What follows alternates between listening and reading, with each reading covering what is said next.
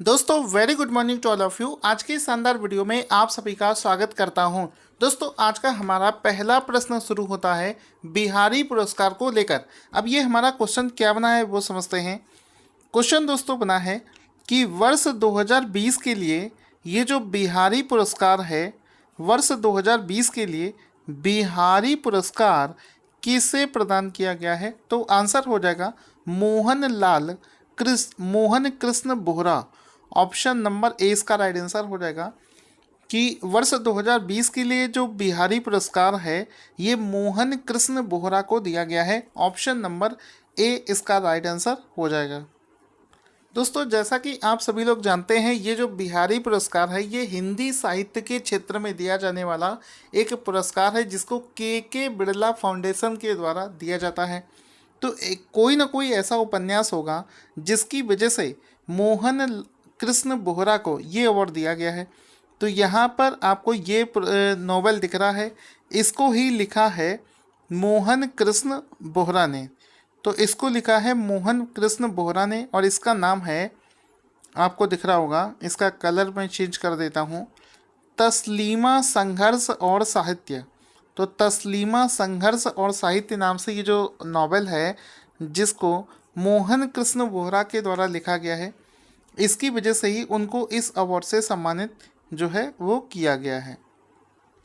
अब इसमें हम लोग समझेंगे कि ये जो वर्ष 2020 का बिहारी पुरस्कार है ये इसका 30वां संस्करण है।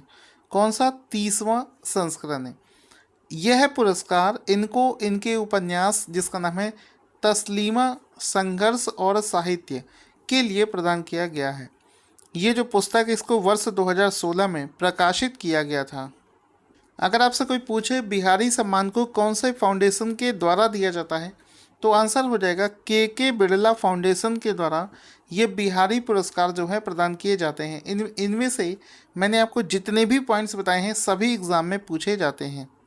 इसके अलावा इस बिहारी पुरस्कार के तहत 2,50,000 रुपये, एक प्रशस्ति पत्र और एक पट्टिका जो है ये पुरस्कार स्वरूप दी जाती है। दोस्तों हाल ही में एक रिपोर्ट जारी करी गई है, उससे पहले आपको बता दूं कि हमारा फरवरी 2021 का पीडीएफ लॉन्च हो चुका है। अगर आप उसे लेना चाहते हैं तो वीडियो के डिस्क्रिप्शन बॉक्स में आपको इसका एक लिंक मिलेगा। दोस्तों आपको बता दूं, खाना जो वेस्ट हम लोग करते हैं, आप सोच नहीं सकते हैं कि हम लोग सालाना कितना खाना बर्बाद करते हैं।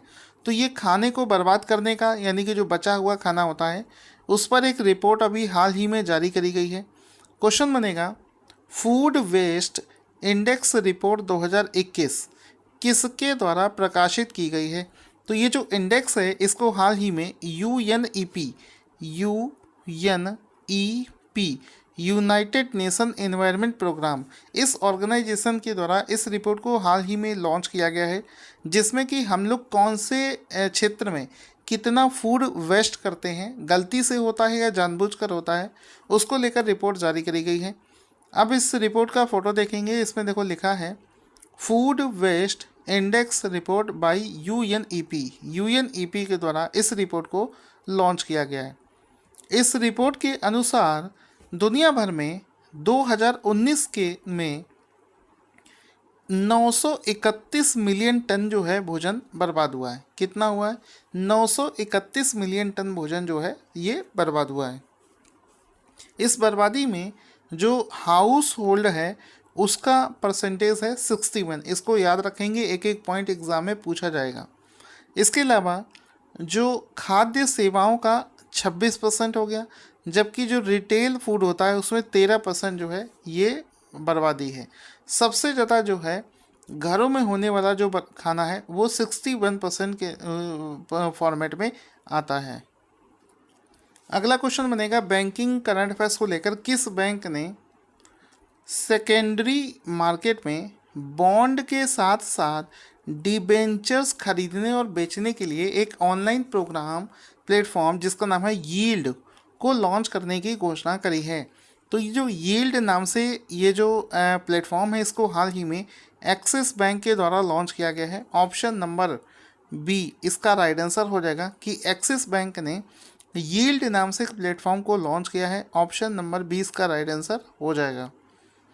हम लोग एक्सिस बैंक के बारे में बात करें तो इसकी स्थापना 1994 में, मुख्यालय इसका मुंबई महाराष्ट्र। इसकी टैगलाइन है बढ़ती का नाम जिंदगी, और एमडी और सीईओ का नाम है अमिताभ चौधरी। आगे चलते हैं। क्वेश्चन बना है कि भारत ने चाबाहार दिवस कब मनाया गया?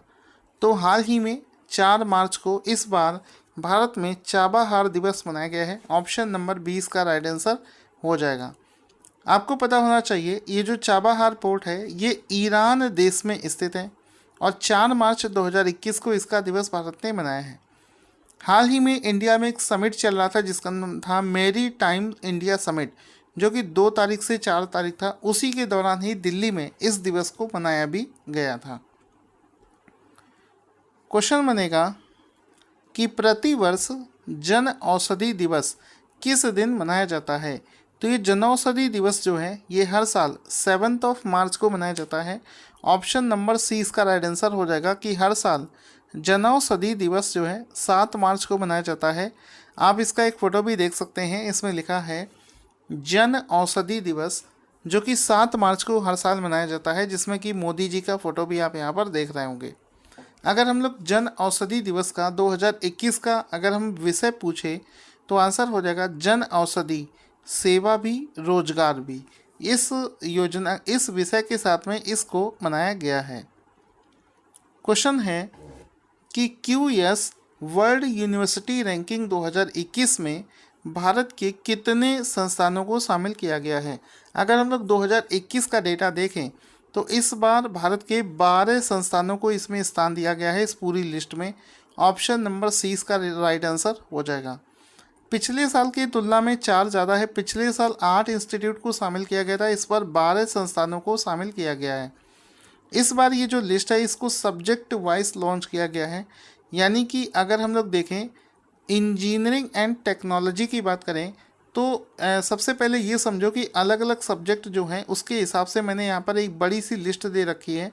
आप जब इसका पीडीएफ डाउनलोड करेंगे तो उससे आप इसको रिवीजन भी कर लेना। तो जो कैटेगरी है इंजीनियरिंग एंड टेक्नोलॉजी, इसमें पहले स्थान पर आया है MIT, Massachusetts institute of technology, जो कि यूएस में स्थित है। इंडिया की तरफ से इंजीनियरिंग एंड टेक्नोलॉजी में सबसे अच्छा प्रदर्शन किया है आईआईटी बॉम्बे ने, जिसकी रैंक है 49। आईआईटी दिल्ली ने, जिसकी रैंक है 54। आईआईटी मद्रास की रैंक है 94। तो अगर आपसे पूछे क्यूएस वर्ल्ड यूनिवर्सिटी रैंकिंग 2021 में इंजीनियरिंग एंड टेक्नोलॉजी में इंडिया से सबसे अच्छा परफॉर्मेंस किसने किया है, तो आंसर हो जाएगा आईआईटी बॉम्बे ने सबसे अच्छा परफॉर्मेंस किया है। इसके बाद में दोस्तों आता है नेचुरल साइंस। तो नेचुरल साइंसेस में एमआईटी भी पहले स्थान पर है। आईआईएससी को 92 पोजीशन मिली है। इसी प्रकार से और भी सब्जेक्ट्स हैं जिसमें आप रैंकिंग देख सकते हैं। एक बार आपको हल्का सा देखना पड़ेगा सो दैट आगे आपको याद रहे। क्वेश्चन बनेगा freedom in the world 2021 democracy under seize ranking में भारत को कौन सा स्थान प्राप्त हुआ है?